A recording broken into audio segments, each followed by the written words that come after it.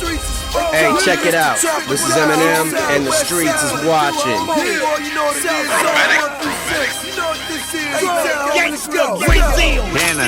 We know drama in the homie Crenshaw. Wait, it's finally over. The affiliates have taken over the wheel.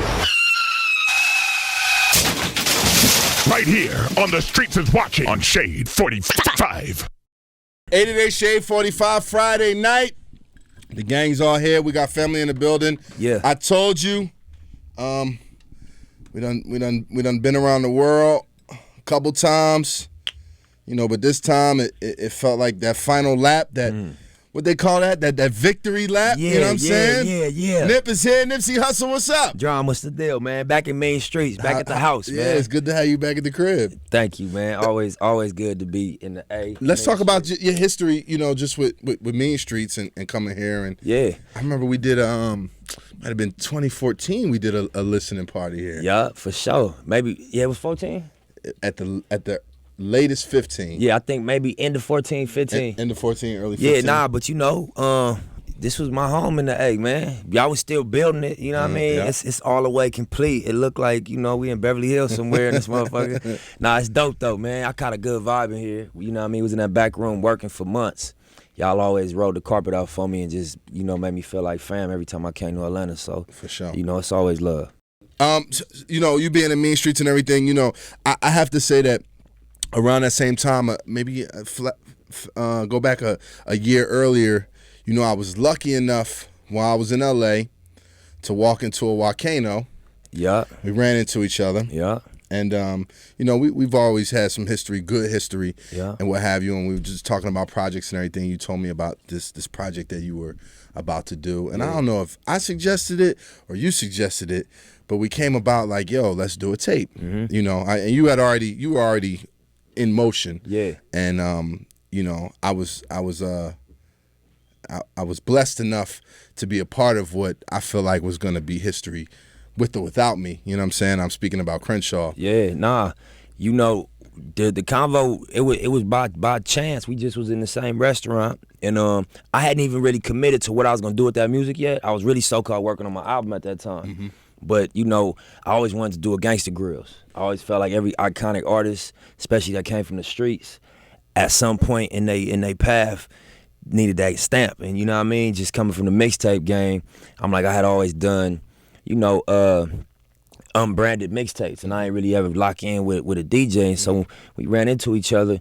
We just started talking, and you were just like, Nip, you know what I mean? People fuck with you and they love you. You just gotta make sure your next move is it impact. So we was like, I can't remember who suggested it neither. It might have been me, might have been you, but we ended up saying, let's do it together. And that shit was epic, man. I listened to the version that don't have you on it, and it ain't the same, bro. I ain't gonna lie. Like the one that's just on iTunes, I like the one that you talked through it, and it just gave it the personality, and like it brought the concept all the way home too. You know what I mean? That's one of those tapes for me that's like one of the new classics. A lot of people always think about Gangsta Grills and they take it back to like Wayne and Jeezy and Tip and the golden era of it. Exactly. That Crenshaw tape is one of those ones. I agree, man. I agree. You know what I'm saying? I was fortunate. I know you had done tapes with like Terrence Martin before and Problem, but just being one of the few West Coast artists that you locked in That's with. probably number one on the West Coast. Yeah, love, man. That's love. And I just remember that moment, man. We did the pop-up shop at Fly Kicks and all that, and that really helped my footprint in Atlanta too. Just, you know what I mean, having that project with you and you being so strong out here. That was really, really important to my career. You know what I mean? So I appreciate you being a part of that, man. Let's stay on that. You've been moving around for the last few years, with your own campaign. Yeah. And it's very reminiscent of those who have been independent at times.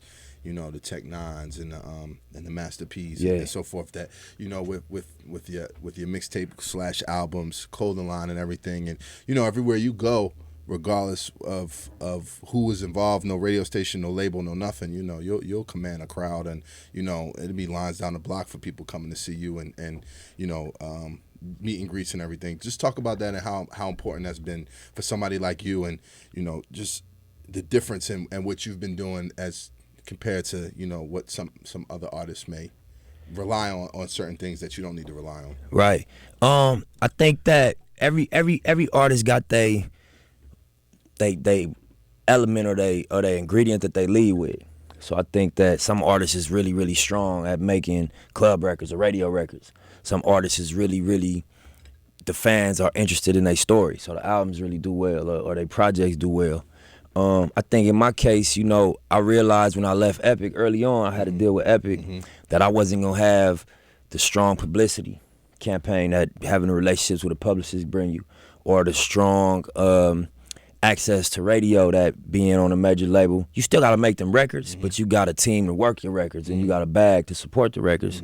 So I was just like, what other value do I have? And it was just like my story.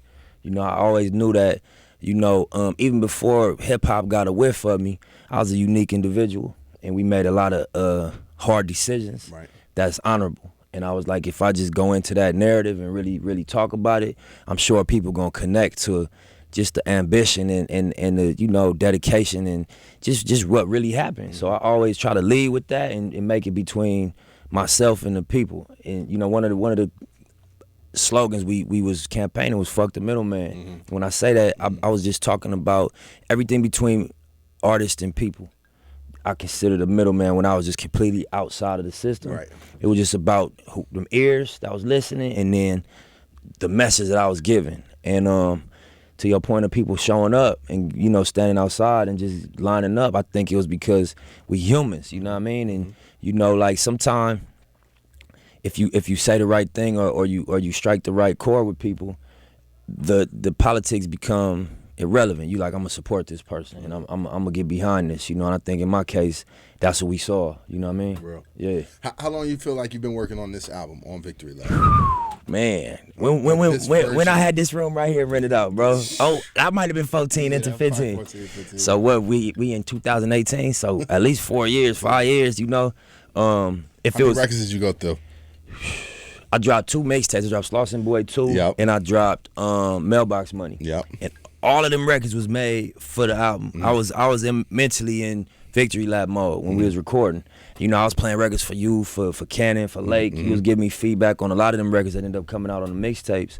So I would say probably 70 records maybe, if I be humble. So this body of work that we now have as Victory Lap, are the majority of these songs that you've been working on for that period of time, or newer versions? And so you got records like Dedication. Yep. I'm gonna tell y'all some shit. People love the record and I love the record. I did Dedication the second week after Crenshaw came out. Wow. The hook and the first verse. Kendrick didn't get on until we was mixing. Okay. You know what I'm saying? I had 2 other verses on that song that I was like, I could come stronger. So I took them 2 verses off. I left the first verse, and then I did what's now the third verse. And then my producer sent it to Kendrick, and he jumped on it. So that was a record done in 2014. Wow. And then we got a record on there called Real Big. That was done 2014. Right after Crenshaw came out. Right Hand to God was done in that same time frame. And then those are probably the oldest records on the album. Okay. So from that point, as I recorded, I would just, I had convos with certain executives that gave me dope insight on how they look at albums and what they consider the standard for a song that goes on the album and a song that doesn't. I listened to Quincy Jones interviews. I was listening to how they made Thriller and how they had like 10 songs about to mix, and he listened back and was like, what's the weakest 3? And they got rid of them, and because they got rid of them 3, they got PYT, and they got like 2 other like monster records that you probably can't believe wasn't on the first round of the album. So I was just real critical on the bar.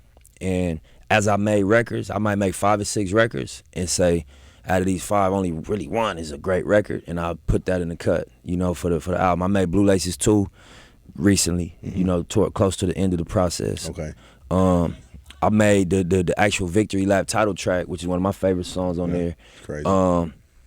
Like end of 15, and just the way the music sounded on that was my standard. I'm like, I want the album to be musically on this level. Gotcha. With the just the the extra instruments in there and just the way the beat changes throughout the song and it's kind of reacting to what I'm saying musically. Transitions in the song. Yeah. We were talking about it the other day. What's Puff's title on the album? This is like Sonic. Sonic producer. I made some titles up for my nigga, man. Yeah. What's Puff's title? I made him executive composer. Yeah. And then He's something else. head of Sonic composition, I think. Sonic. Something like that. Can you explain that to me? Yeah, so basically, it's kind of hard to say, exactly what Puff did because he outside of adding production. Okay. But when somebody listens to an album with the ear that Puff got and the experience in making, platinum and classic records. Right. I look at that as like, I don't know if there's a title for that, but it's valuable. You know what I mean? Because you gotta first of all give your attention to the music, and then you gotta listen critically, and then I look at it as kind of like conducting. Yep. Orchestra. You know what I'm saying? You not necessarily got your hands on the instruments, but you are in control of the final product. Okay, like what do you feel like Puff's biggest jewel to the album?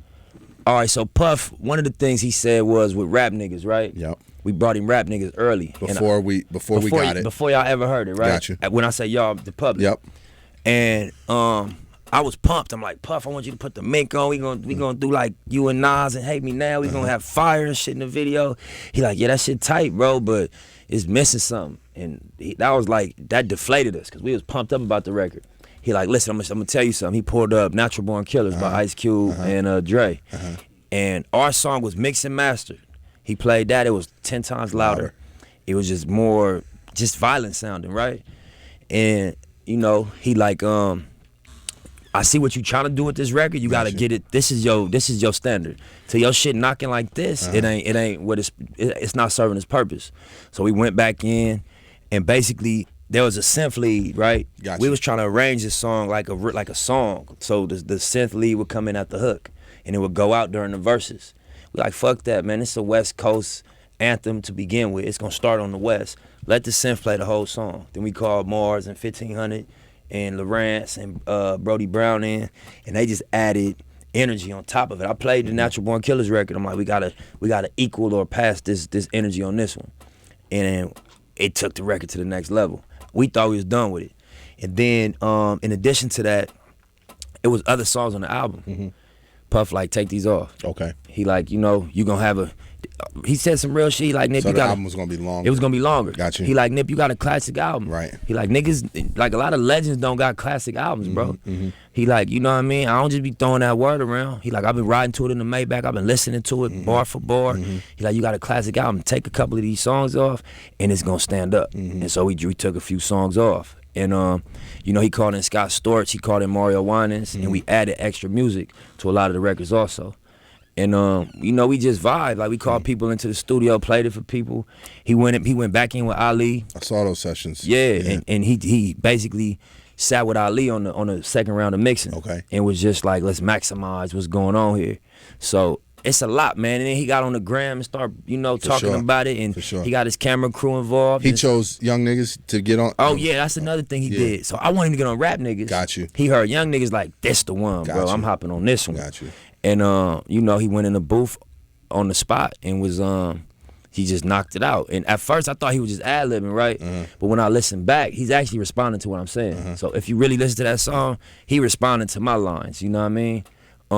And yeah, that was his contribution. And then he started helping to market it.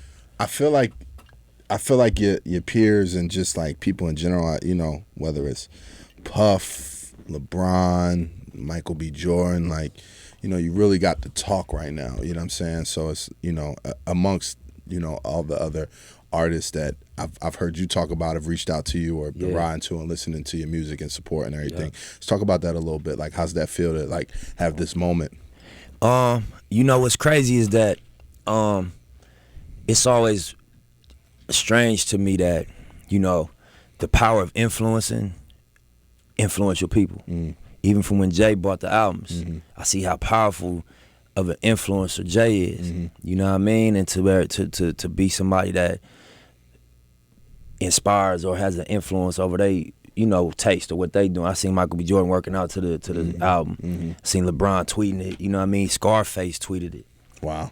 Scarface hit me and said, brilliant work. That's crazy. You know what I'm saying? He's a prolific writer. For sure. Outside of just being a rapper icon, he's a prolific writer. Styles P hit me and was like, this sound like verbal soul food, Hustle. Like certain ways niggas been describing it. That's You know mean. what I mean? That's a bar in itself. That's a bar. Styles, you know what I'm saying? The locks. Jada Kiss had a real convo That's the with name me. of a song y'all gotta do. Yeah, for sure. And so I was just humbled by it, man, because that was my intention.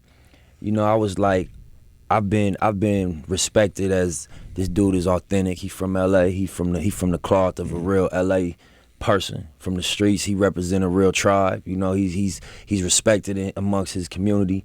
But I wanted to make a music statement with this album. That's why it took so long also, because at the end of the day, we do music. That's what the whole thing is about, is the music. So I appreciated all the respect and love I got, but I was like, man, they gotta respect my music. For sure. And I need people to understand I'm passionate about making next level music, and I'm capable of it. And so to see the feedback from my music peers, and then even people like LeBron, that LeBron from the streets, really. Right. He come from the gutter. Go ahead, not to cut you off. I was gonna say, I feel like people been rooting for you for a long time. So for you to deliver and to do the album, it gave a lot of people like I told you moments. You know what I'm saying? Right. I told you he was that guy. No and, question. Everybody, like you said, you was cut from the cloth. So you had a lot of fans from there and off of the music you've already dropped. So it's like, okay, when Victory Lap came, it's like everybody really was able to go around the track and be like, Nipsey did it. Yeah, that part, man. You know what I mean? I feel like that. I'm like, man, when the fuck am I gonna get this album out? I mean, and I'd say the rollout was quite impressive. Thank you. Shout out to my man Dallas Martin when he told me, how it was going to be rolled out, and All Star Weekend was a great time, and what have you, and just talk about Atlantic, like I'm sure you had a lot of labels that came to you and everything, and you came from another label situation. What was it about, that system, or what was it to even come back into a system that you decided to do the partnership? I mean, really, it boiled down to just the convos we had, but then outside of that, I saw what happened when I was at Def Jam, and obviously Craig been at Atlantic his whole time, but just Julian Kaiser, what they was able to do with Rockefeller, Rough Riders, Murder Inc., and then at Atlantic, Grand Hustle as a venture, you know what I mean, what y'all done over there, you know what I mean, as Generation Now, and just, being in that building, what they did with, Wiz, and what they did with, Bruno, just being able to take, and obviously it's a team effort, you can't get a label all the credit, but being able to meet the artists halfway and take them to like household names, they had a strong track record, I done my forensics on all of them, and I respected their commitment to the artist and to the music. I love how they roll with T.I. through his drama. No pun intended. You know what I'm saying? And I was there for that. Yeah, that's honorable, man. You don't see that. And so, I don't think people stick around 20 years unless they thorough. As long as Julie been in the game, Kaiser been in the game, Craig had a venture first up there, and he turned that into became an executive. Even before that, just I met in all the Aretha Franklin legacy and the Ray Charles legacy, and that's like an iconic label to be involved in. So we had discussions early on, and I was like, this is the structure I want, and they was like, yeah, well you gotta keep working for that, and so I just kept working, and at a time, it became something I could justify, and it made sense to them, so we locked in. The Marathon store. Yeah. It's quite impressive, I must say. It's right in the hood. Crenshaw and Slauson. Yeah. Right at Crenshaw and Slauson. Yeah. And it's quite technologically advanced. Yeah. For those who've never been there, tell them about the Marathon store. Yeah, so the technology side of it is a smart store. So basically what that means in layman terms is that all the content is encoded. So if anybody had a Crenshaw shirt, it'll have a Marathon logo on the back. We got an app. You can download the app, and you can stream content off the app onto your phone. And so the potential to innovate in that space, we haven't tapped into it yet. But in theory, how you drop an exclusive window for like a streaming platform. Let's say I got a big record, or me and Drum got this crazy project we did, and it's gonna go to iTunes, Spotify, Tidal on the 14th. From the 7th to the 14th, we can make it exclusive at my store.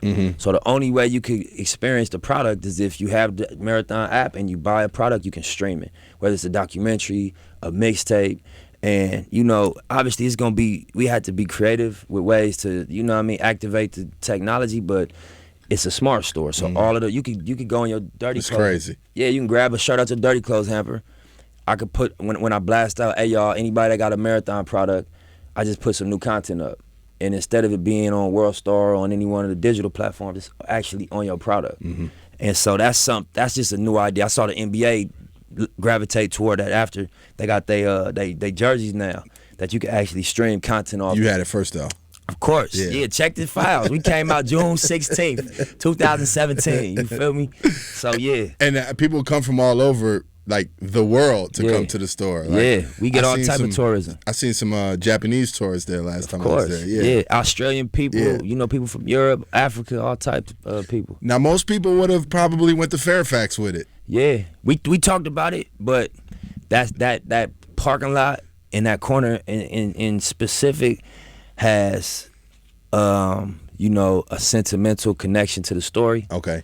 And also, it's just we got a really strong clientele for just being there for years, to where we was gonna have to build from scratch if we went to Fairfax. Got you. We was also gonna be standing on the shoulders of Supreme and of Diamond and what they built. Got you. Which would be cool. We'll be affiliated with streetwear movement, but we didn't build that. We built the whole economy on Crenshaw and Slauson. So we a little bit more indigenous to that traffic. We wouldn't be short stopping somebody else walk up. You know what I mean? How important is the neighborhood to who you are in your career? Man, I was talking to people, you know, my team a couple weeks ago, and I was just like, you know, they was like, yeah, you do a lot for the community. But I'm like, you know, it can look like that, but you got to remember that I used to sell my mixtapes out the trunk on Crenshaw and Slauson. So who you think was buying my mixtapes first? You feel me? Who was giving me $5 for my music and saying it's tight, bro, or that shit trash, Hustle, rethink it, you know, come again? It was my homies. It was the people in the area, the aunties, and, you know, the local residents. So it was real important to be able to give young people jobs that's fresh out of prison and on parole. And they don't really want to be in no uncomfortable environment. They rather be in their area, dealing with they people they've been growing up around. But, you know, we got 15, 16 employees, you know, and steadily growing. Even the police, man, you know, that used to be a corner known for robbery. Right. It's a lot of bus stops on that corner. People from all over the city getting off the bus to transfer buses right there. And it used to be a robbery intersection. It ain't none of that no more. And it ain't because we telling niggas what to do. Right. But it's because everybody feels a part of the upward mobility of that corner. And they like, nah, we ain't, don't they coming to support. You better not rob nobody right here, bro. They about to spend more than you gonna take. You know what I mean? And they gonna go into their city wearing the Crenshaw or the Marathon shit and represent our community. So it mean a lot, man. More so than I could anticipate after I've seen it in action. Got you. I wasn't even aware that it was gonna be this impactful, you know? I saw some footage that happened outside the Marathon store. Looked like somebody was catching a fade. Yeah. But it looked a little organized, if I might say so myself. That's right. That's right. Yeah, I mean, we go ahead. Nah, go ahead. Now, so on January 19th, YG and I, we debuted our single that's on the album last time I checked, and the video at the store. Fire. Yeah, thank you. And we had the food trucks out. We invited, it was like an open pull-up. Anybody in the city that wanted to come show love could. And, you know, a fight broke out in the middle of this thing. Regular shit that take place. Right. It was just 50 cameras out there that day. So it looked like always. Cell phones. Yeah, it looked like a big old issue, but I just heard the commotion, ran outside and was just trying to stop it, and whoever was on the ground helped him get up and all that. And you know, TMZ gonna cover all the bullshit. But they was honest. They said Nip tries to break the fight up. Yeah. So that was cool. Right. But, you know, nobody got really seriously injured. Afterward, I walked dude to the car who ended up, you know, kind of busted up. And, you know, he like, nah, I'm good, bro. I came to show love. I'm your biggest fan. I'm buying 2 of the albums. He showed me his phone. I pre-ordered the album already, Nip. So, you know, it was just regular liquor mixed with, you know, bumping into each other and stepping on shoes. It was a line outside, so just regular shit. Speaking about TMZ too, what do you think about All-Star Weekend just happened. Tekashi 6ix9ine's making a lot of headlines. His trip to L.A. and, not being touched and, kind of, playing with the streets somewhat. What are your thoughts on that? I mean, I wouldn't speak on nobody specifically because I don't want the headline to be Nipsey Hussle's take on so-and-so or the next person. But just what you said about playing with the streets, I wouldn't suggest it. You know what I'm saying? I wouldn't play with Atlanta. I wouldn't play with New York. I wouldn't play with Louisiana. I wouldn't play with any streets, Baltimore, D.C. I wouldn't play with it because it's real individuals everywhere. And if you disrespect somebody's home, they're gonna feel you forced their hand anywhere, not just LA. So when I come to Atlanta, I show respect and I tap in, not out of like friendly extortion, but out of I'm from LA. I'm not in my hometown. I got my jewelry on. You feel me? I might be a victim if I don't walk and tread the right type of way. You feel me? Much as we secure, you know what I mean? You're not bigger than the program. So when I go to New York, I tap in and make sure my communication is respectful. And when people come to LA, if they got the relationship with us, they don't ask for permission. They be like, bro, I'm in town. Cool, bro, whatever you need, holler in. It's all love. So I would just say, man, be careful. This is the social networking era, and you can let the internet get the best of you. For sure. And then end up in a real life situation. You know what I mean? We seen situations play out on camera recently, you know what I mean? And they dealing with real life consequences because of that. So I just be like, man, keep it respectful, get your money, man. You in a position to get money. Because when you go to jail and you realize you fucked off your play and you ain't got no bail and you missed 4-5 years of your prime time, you're gonna be like, it wasn't worth it. Whatever little sensation or attention you got, it doesn't balance out. In my opinion, you know what I'm saying? Cannon, what's the name of the song you and Jay Lyrical did? Hustle's in the House. What year was that? Like 2007, 8. That's one of my classics too, man. You know what I'm saying? That's one of my classics. Man. Yeah. Call him Jay Lyrical, Detroit Red. You mean? Yeah. That was that's his first name? That was his rap name. Yeah. That was his I rap remember we name. had a convo about Detroit Red. Yeah. Last time I was out here. Yeah. Nah, that's one of that was a record I fought for too, because an artist from New York named Shice Bubs. Shice Bubs, yeah. From Harlem. He had that record. Yep, Shice. Yep. Imagine he was in that room recording, right? Just hypothetically in New York, and we in here, and you hear it out the side of your ear. You like, this shit crazy. I hope this nigga don't finish this song. I hope he sleep on this beat. So I'm waiting like 2-3 hours, and he went home. I'm like, bro, what you doing with that? I ain't doing shit. You can have it. And I went in and did Hustle in the House. That's crazy. Yeah, that's crazy. We slid that to 50 too. Yeah, he picked another one instead of that one. But yeah, that was cool. 50 slept, man. Now that was dope, man. Thank you. Were there other albums? I know you mentioned Thriller. Were there other albums that you kept in mind or compared, Victory Lap to, or what you wanted it to be? Like, in the hip hop terms. Yeah, I think that. And when I compare it, I mean in intention, not in the aesthetic or the way it sound, right? But when I think of The Fix from Scarface, right? It was like a really pure album. You ain't hear too much radio, like reaching for radio, you just heard Face in his bag on that album. I think of like even again, I don't mean the message or the way it came out, but just in terms of purity of intention. Remember that Common album that Kanye did?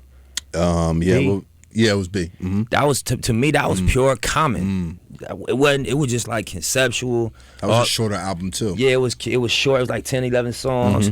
It wasn't nothing I'd take off of there. You know what I mean? Or when I think of Teflon Don from Rose, you know what I'm saying? It's like it ain't no hell of a fluff on them albums. It's just like it's each record is so powerful that you don't even realize there's only 11 songs on there. You know what I'm saying? It wasn't no hell of a lot of filler. I don't think it's too much of none on there.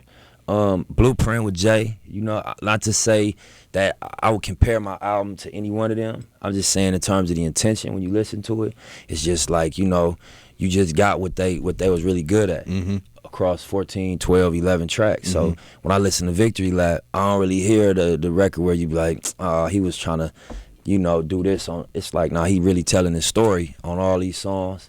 Even each verse, if I really think about each verse on the album, it's individual value to me in each one of them verses.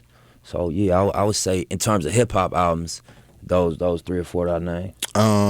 Does Jay have a favorite song? I don't know. I ain't talked to Jay about the feedback. You know, well, I ain't gonna go on the interview and say that. I don't want niggas to be like, I ain't telling them nothing no more. You know what I'm saying? Right. Nah, but you know, I ain't got no direct feedback yet. So you know, we'll see what the feedback is. But you know,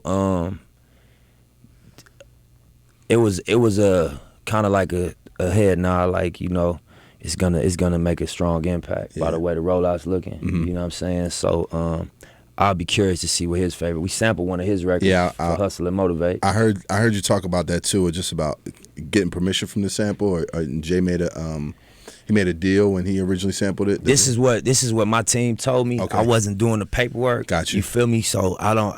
And you sampled Hard Knock Life. Yeah, so we sampled Hard Knock Life, which originally sampled It's a Hard Knock Life. Yep. That was from the Annie soundtrack. From the Annie soundtrack. And you know, when we did the paperwork, one of my business partners, Steve-O, y'all know Steve-O. Of course.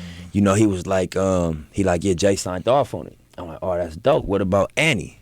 The people that he like, you know, what's crazy, Nip, is that when Jay cleared it originally, he made it to where after he cleared it, it could be used by any other hip hop artist in the future. So we only needed whatever the word, a release or a sign off from Jay. And his sign off, I guess, well, I don't want to missay this, but it was structured to where it was good for hip hop artists to use. That's fire. That sample, yeah. So that was something that I thought was like, man, you know, this dude was thinking ahead of the curve way back then. You know? That's fire. Yeah. Is that the video that they took the Brinks truck? That they yeah, that's Hustle and Motivate. Yeah, the police. Yeah. What happened? Man, you know, we got a long storied history with the 77th Street Police Department in L.A. I saw that logo on the side. Yeah, man. You know, I think that they feel like it's a failure for them if we succeed to a degree. I don't know. I could be wrong. Yeah, they show up to a lot of your videos now that I think about it. Yeah, and just, you know what I mean? Like, none of us on probation. None of us on parole no more. We pay a lot of taxes. Right. We employ a lot of people in the area. You know, we are responsible for, I'm sure, this corner being a lot less crime-ridden. You know, we pay rent on 4 different units on Crenshaw and Slauson, you know. Upstanding citizens. Of course. You know, so they just, whenever they get a chance to, if I'm parked in a handicap, they gonna take my car. They gonna tow the Maybach if it's parked in a handicap. And knowing I'm paying rent at 4 of these spaces, you know, so it's cool. We went and got it. They towed it. It was at the store overnight. We had an event at the strip club. Got you. So all the homies, you know, we was all in the Victory Lap shirts. We hopped in the back of the Brinks truck and pulled up to the strip club with the bags and hopped out the back of the truck just to like put on for the city. It was All-Star Weekend. And the night after that, we parked it on Crenshaw and Slauson. I started getting calls by everybody in the hood like, bro, the police are here towing the Brinks truck. And I'm just like, man, you know what I'm saying? Why? Why are you towing the Brinks truck? Like, what's the threat of this truck being parked right here? It was wrapped, it had the logos on it. It was like some fun shit to just, you know, celebrate the album coming out. And you know, I went online and just did a competition. Anybody go to the tow yard, take a picture next to the Brinks truck, we gonna pick somebody and give you all money and change. That's so fire. It was 300-400 niggas outside of there taking pictures. They got mad. They moved it on the inside of the gate. For sure. Yeah, you know, we laughed it off though. We didn't take it too serious. Shout to the missus in the video. Yeah, Boog been making cameos in all my videos, man. You know what I'm saying? She been making my shit go viral. How does it, like, do you bring, after you do a song or you record, where you say, yo, babe, check this one out, and then? I mean, I more so play the album. Okay. As the album, or sometimes she'd be in the studio. All right. And she won't say nothing if she don't like it. And Okay. if she feel it, she'll say something. So I know if she don't say nothing, she ain't really fucking with it. Yeah, but the one she do like, she'll speak on. Like, she like the one with Puff a lot. She called that one early. She like this shit hard right here. She like rap niggas. You know what I mean? Them was the 2 that she really spoke on, you know. But she really liked the album, you know what I mean? And when I played, we just rolled around, I played it top to bottom. She was like, you know, this shit is a clear elevation from what you've been doing. Not to say your shit wasn't tight, but like you gonna wake a lot of people up. And just for the video concepts, she wanted to be in Last Time I Checked before she seen the video. She like, this shit gonna be hard, you know, but I put her in Rap Niggas and then put her in Hustle and Motivate. Whose idea was it to split blue and red on the sides? That was crazy. So, all right, I'm gonna tell you about that. You ever seen the Nas and R. Kelly video? Did you ever think that you would get this written? Of course. So they was in an all red room with Remember 3 that. red Rolls Royces, old schools, and they all had on red. So I wanted the performance scene to look like that, but I wanted my side to be blue. Got you. Wanted YG's side to be red. I got you. So I just told that to the creative team, and they was like, we could build that, and they put it together.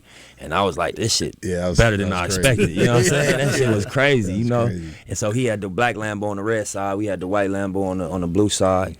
And just visually, I ain't never really did a visual build. It always been local in my hood. Right. And it was like, you know, the value of the video was that, oh, it was on the block, it's authentic LA, which is tight, but I wanted to do something like a visual production. So that was our goal with that one. Yeah, I freaked that. Yeah, thank you. You know what I mean? Could you rate your projects? Like if you had to put them in an order? Yeah, I could. I think Victory Lap's my best project. Okay. I do. You know what I mean? Because I made this as a reaction to what I observed from my other ones. I really just, before I got into it, I went through all of my projects and was like, what can I perform off of these? Okay. Which one's really connected? And off like Bullets 1, I got a record called It's Hard Out Here. I got, it's a lot of jack beats on there, but the one I'm speaking about, it's really about my life. It's about some shit I went through with my mom's getting kicked out the house early, you know what I mean? My step pops, it's like real biographical music.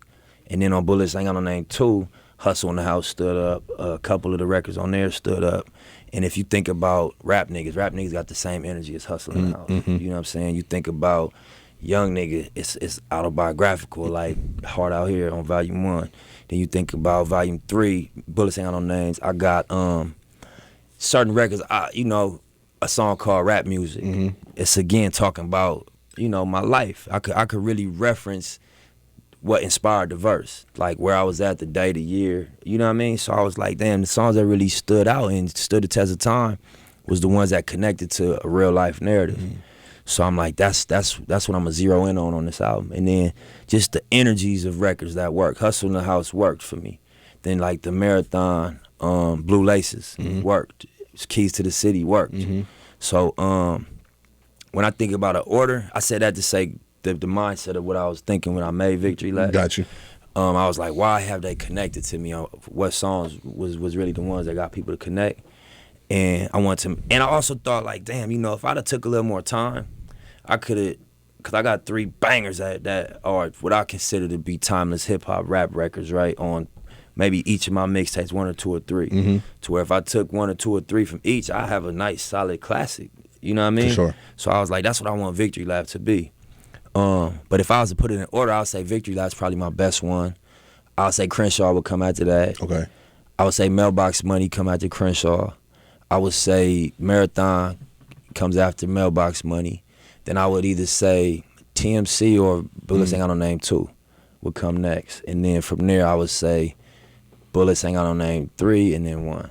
You know what I mean? That's fire. Yeah, so, you know, people really like Mailbox Money, you know what I mean? Like it was kind of an unplanned release, but my energy coming off Crenshaw, I was just real confident and felt like I could just say what I wanted to say. I ain't really have too much pressure on the next one. So, you know, but Crenshaw just has a classic, it holds a classic moment in my career. Definitely a moment. Yeah, you know, so I remember the tour, the shows and all that. I think it'll come directly after Victory Lap. And we'll see how Victory Lap stand up. I just know for me, I could listen to the whole album, even though I've been having these songs for a while. And, you know, as an artist... Are you still listening to it, or have you moved I on? stopped for right now. Got you. I want to hear it in the world. Got I don't you. want to listen to it myself. I'm gonna tap back into it probably when I get off the promo run. But Is there a tour set up? we setting the tour up now. I'm gonna do something light, and I'm gonna step the whole tour up. Okay. As far as just the visuals, the band I'm gonna have.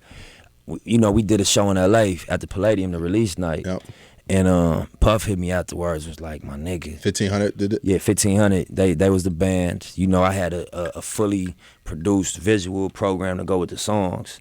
And you know, Puff even hit me afterwards, was like, bro, you got something with the concert. If you really fine tune it, you could really do something with your touring. For sure.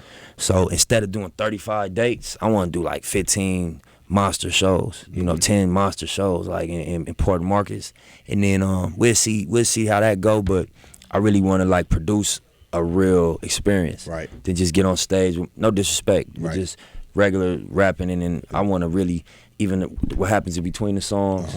Like really choreograph it, because the album is worthy of that. For sure. It's really musical, and it's a storyline going on. So I got a dope concept for the tour. Are we ever getting the Cardi B verse? How you know about that? You told the world. Oh yeah, I was on the Breakfast Club talking about that. Hey, you know what's crazy? Yeah, that's wild. Yeah, man, they took this whole shit, my response, right, when Big asked me, right, you know what I mean, like, and made the headline Nip response. Man, stop that, man. I'm number one. She's a woman, man. Right. And you know what I mean. I'm not even into like addressing women in any other way than with love and respect. I don't even. That's not what I do. You feel me? That's for the girls if they offended to do. Right. But the internet and the press, they just got hot words that would clickbait like people. So.